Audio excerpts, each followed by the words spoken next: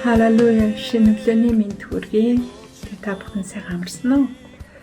Тэгээ эзэн бурханлага бүгд хамтдаа залбираа. Өглөө болгон эзэнтэйгээ залбирх юу та ерөөлөө. Амен. Мөхөв тандаа баярлалаа. Шинэ өглөө хүсний төлөө баярлалаа. Бид амьсгалтай байхын төлөө тандаа талархъя. Энэ цаг мөчид та өгөөрэй, бидний босгон байгуулж энэ цаг мөчид та өгөөрэй, ухааруулах болтугай.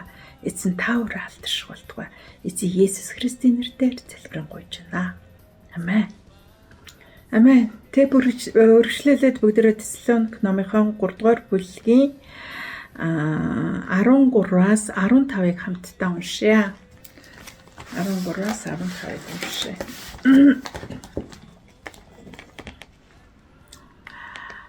Харин ах トゥ нараа та нар их сайныг үлдэхэд бүт цуц. Та нар сайныг үлдэхэд бүт цуц. Хэрв хэн нэгэн энэ загтлын үгийг мань даахгүй бол түүнийг онцлон анхаар ичээхийн тулд түүнтэй бүү нийл. Түүнийг дайсан мэт бүү үз. Харин ах トゥ гийн хувьд сануул. Амен. За. Паулийн загтал сургамжуудыг итгэж ахын дүүс минь хүлээж авахгүй бол түүнээс зайгаа байрах талаар энд сануулсан байна.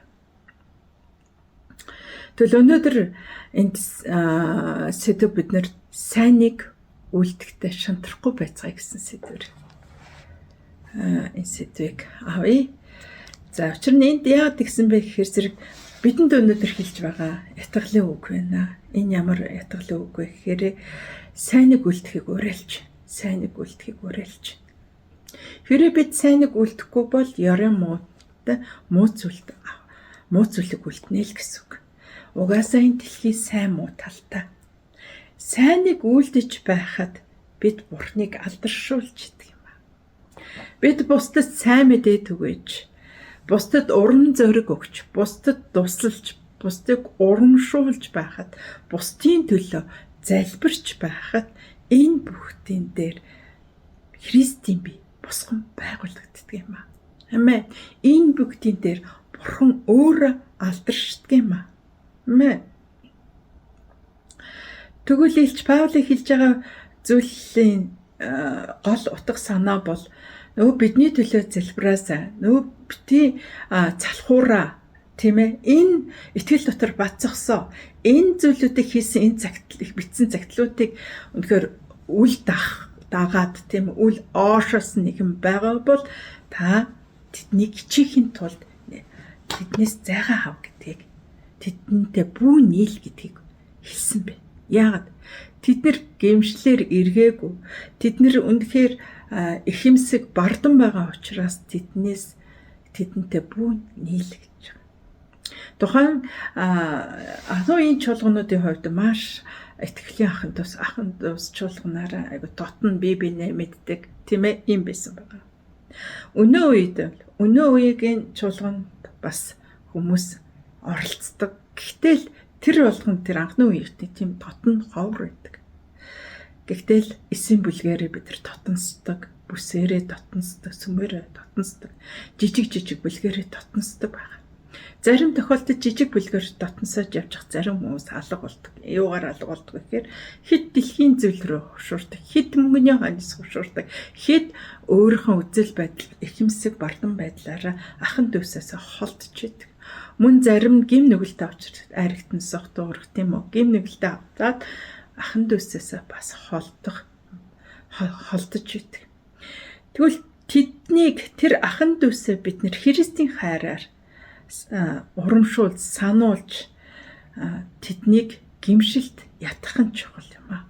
Хэрвээ тэд гимшихгүй, хэрвээ тэнд ирэхгүй байвал та нэг хэсэг цаг мөчид зайгаа авах нь чухал.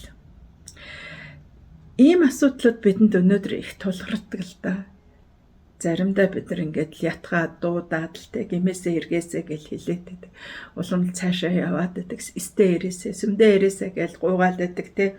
Ирдгүү. За үйлчлээ хийгээч, эсэн бүлгээ хийгээч гэж ирдгүү. Эсэн бүлгээ уулзалтандаа ирээч гэж ирдгүү те. Өдөртөгчийн уулзсанд ирээсээ гэж ирдгүү. Ингээл гуйгаал байдаг, гуйлгаал байдаг. Тэгээ анхны хайраа тэд нар мартцсан уу? Эсвэл их хэмсэг болцсон уу? Эсвэл амьдрал нь айгүй сайхан хэвийн болцсон, гуйжсэн юмнууд нь өгцөн амьдрал нь таатай нөхцөл байдаг учраас Христийн хайр, Христийн одоо нөхөрлөөс холдох магадлал өндөр байдаг. Тэгээ ийм хүмүүсийг ингээд дуудаа татгаадах заримдаа урамгүй байдаг л да. Гэхдээ Паул энэ дээр бити шантар гэж хэлсэн байна. Бити шантраараа. Гэхдээ нэг хэсэгтээ зайгаа нь тавьчих өөрөөрөнтэй. Энэ нь юу вэ? Өөрийг нь ичихийн төлөө, өөрөө ухамсарлаа эрхэхийн харахын төлөө юм ба. Тэрнээс Христийн хайраар хайртай хэвээрээ байгаараа. Христийн хайраар тэднийг бас тэдний төлөө залбирч урамшуулсан хэвээрээ байгаа гэдгийг бидэнд бас сануулсан байна. Тэгэхээр бид зоригтой тэдгэр хүмүүст хэлэх зүйлээ зоригтой хэлдэг байх нь зөв. Тэднээс бас зайгаа авах нь зөв.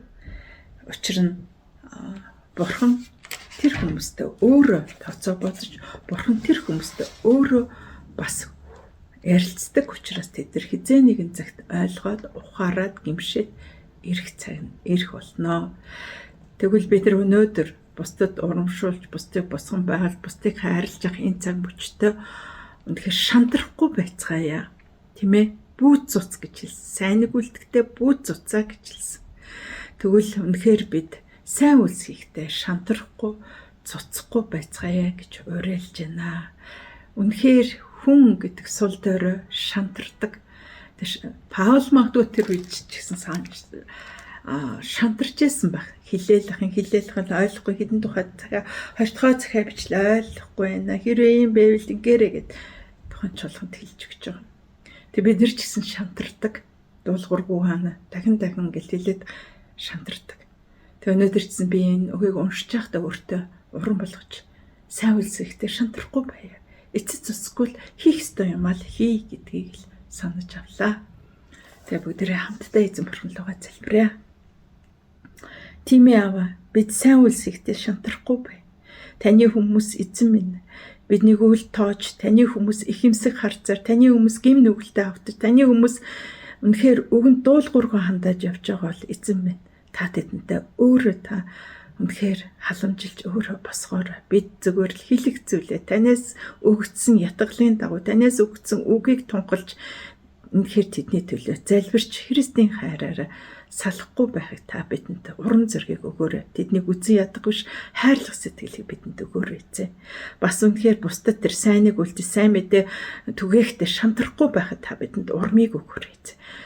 Үнэхээр сайн мэдээ түгээгээд сүмд чуулганд ирэхгүй байгаа тэдгээр хүмүүст дахин үнэхээр хэлж шантрахгүйгээр тэмцэх нь бидэнд үнэхээр урам зориг та өгөөрэй. Хүчийг та өгөөрэй. Учир нь танаас ирэх хүчээр бид бүгдийг хийж чадах билээ эзэн. Та бидэнтэй хамт ээж сайн зүйлд шантрахгүй амьдрахад биднийг ятгаж, урамшуулж, хүчрхжүүлэх болтугай. Энэ бүгдийг таны хайртай хүү эзэн Есүсийн нэрээр залбирч байна. Ингэсээр та өөрөө алдаршиж Монгол Христийн дагалдагч олон түмнээр эзэнд итгэх болно. Шантрахгүй ажилласныхаа хөдөлмөрийн хөлсийг бид урамтайгаар байсан авах болно гэдгийг тунхалж байна. Эзэн Есүс алдарших болтугай. Амен. Амен. Та бүхнийг минь болтугай.